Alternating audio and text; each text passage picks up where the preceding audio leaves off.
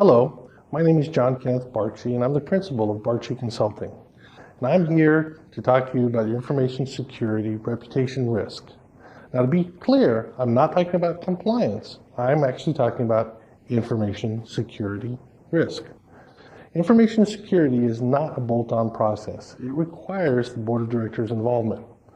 There are 4 due diligence items that you need to take into consideration in order to help your legal counsel prevail in any court case that may come along involving information security.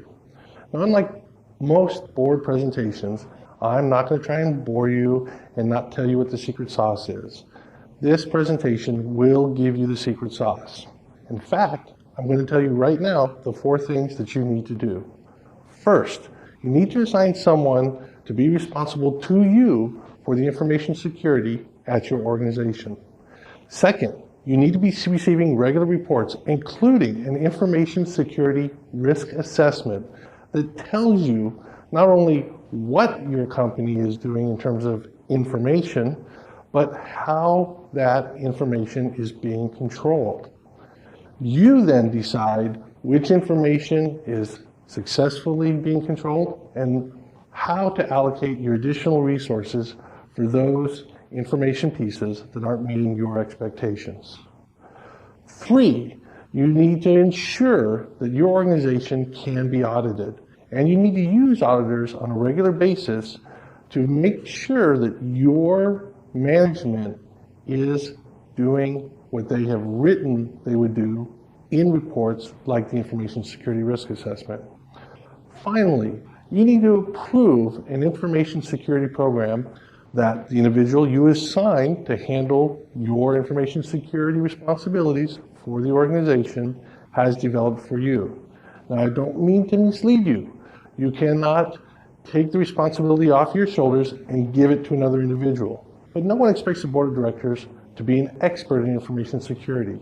However, it is expected that you have acquired that talent and that talent is giving you the information you need so that you can make the appropriate decisions for your organization. We're going to talk about assigning an individual to be your information security officer within the organization. Now, there's several criteria. I'm going to start with the least important criteria first. Certifications are important.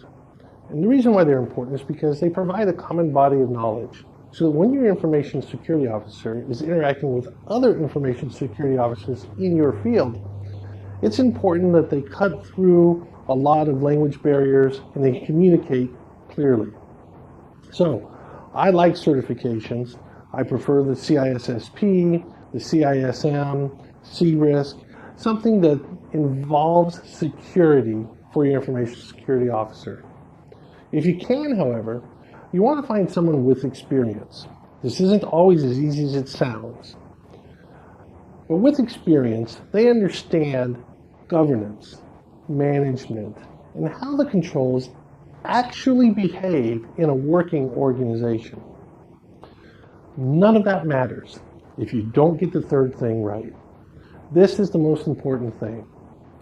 Heaven forbid you should be called in front of Congress because you've had an incident concerning information security. And in that meeting with Congress, you write a letter and you say, we take information security so seriously, we're going to hire a chief information security officer. And that chief information security officer is going to report to the CIO. That means you're not really taking information security all that seriously. Here's why. Your chief information officer, the CIO, is responsible for the availability of your information to your organization. In fact, if you were to look at your CIO's nested goals right now, you wouldn't see a whole lot about confidentiality or integrity, but you would about availability. That information has to be available to your organization so that your organization can make revenue. Everyone understands that.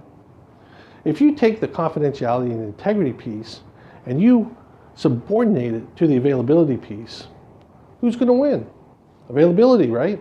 And one day, your intellectual property is going to wind up on the internet purely by accident, simply because the person you made responsible to make sure that doesn't happen doesn't have the authority to prevent it. So the most important thing when assigning the task is making sure that information security has a seat at the table. Executive reports to the board, has their own organization within the org chart. That's the most important thing you can do to demonstrate appropriate due diligence so that your legal counsel can prevail. The second due diligence item we're going to talk about is reviewing the information security risk assessment.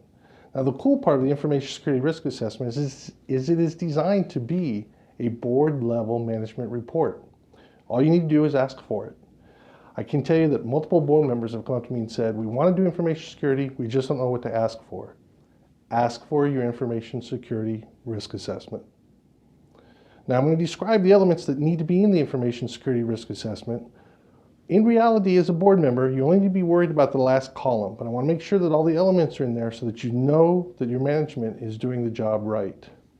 The first thing that needs to be in your information security risk assessment is a complete summary of your assets, your data assets, your information assets, those things that you need to collect or provide to your vendors so that you can do business. As a board, you need to be aware of what you're collecting and what you're giving out. Now, some basic concepts: inherent impact if you lose that data, inherent likelihood that you're going to lose that data. Those are all things that need to be recorded. And your information security officer and the team of individuals, including the individual who might be actually storing the data for you, will give you values for that. You don't need to worry about it as a board member. You just need to be sure that people are taking into consideration, by putting in a report, what would happen to the organization if this information was confidentiality released or if it became corrupted. Now, availability is a different report. That's the business impact analysis. That's a separate issue that normally goes under the business continuity plan, not part of this presentation. You need to make sure that the information security risk assessment evaluates your inherent risk. You need to know what the inherent risk is for collecting this data. You also need to make sure that it records the controls used to secure the data. You don't need to be an expert in the security controls. You just need to ensure that your report lists those controls. If it lists the controls, it means your organization knows what they're doing. Also, it is that column that the auditors use to test your organization and make sure they're doing what they said they were doing in writing. These controls will make your impact or your likelihood go down. So you want as many controls as you can afford for your data assets. But really, the only column that you're really primarily concerned with is the residual risk column. The column that evaluates the risk to your organization after it's taken into consideration the controls. A lot of the controls are going to make your residual risk green. You've done enough. Congratulations. Some are going to be red. The red ones mean that's where you need to direct management to assign resources. Finally, there's ERM. This report is actually part of your ERM process, but most organizations are concerned with business risk, and they don't consider information security a part of the business risk. Naturally, if you're RSA or Visa or some other organization, all of a sudden information security is part of your business risk. When you're buying a building or thinking about doing business with another organization, you should see, in addition to your ERM risk assessment, an information security risk assessment that evaluates those business decisions. All right, this report is great, and that's what you should be asking for. I'm going to take the jacket off because I'm going to give you some bad news. And the bad news is, I've been in a lot of your organizations, and I can tell you that a lot of people aren't getting the true scoop about the security of their organization because of fear or a blocked channel giving the information up to the board of directors or even the executive level.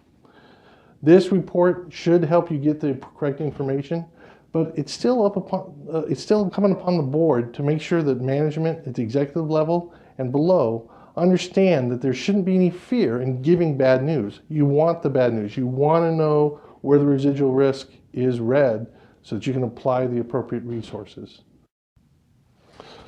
All right, we're putting the jacket back on because we're going to talk about audit and how it is your responsibility to ensure that your company is auditable. Now, as we discussed in the previous section, the Information Security Risk Assessment has a column in it called controls. That is what you want your auditors to audit for your organization. In addition, there needs to be written policies and your information security policy, which we'll talk about in the approved section of this video.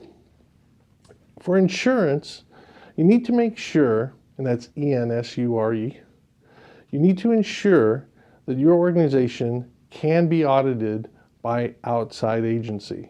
So what your organization does has to be reviewable. It has to have written procedures, a narrative, if you will, of how your organization works. Finally, the funnest part, approval, where you get to approve the information security program and ensure by approval that information security is mentioned in your business plan. Now, the information security program is more than just the policy. Policy is 1 or 2 pages. It's telling the organization how you feel about information security and to what level you want your data to be protected. The information security program is essentially a narrative of the information security risk assessment. It will say in writing what controls you expect to have in place and how those controls are expected to affect your organization. Don't write your information security program first before getting your information security officer on board. Don't write it until you've written your information security risk assessment. In that way, you can ensure that your information security program is actually customized for your organization and reflects what you want your organization to do in regards to information security. All right, let's go over it one more time. You need to assign an information security officer, review the information security risk assessment, ensure that your company is audited and auditable, and approve the information security program, and that there's a mention of information security in the business plan. I'm on my way to my professional development. That's why I've got an alphabet soup at the end of my name. I forgot to tell you about the 5th most important thing, and that's to call jbarchie Consulting. Thank you for watching this video.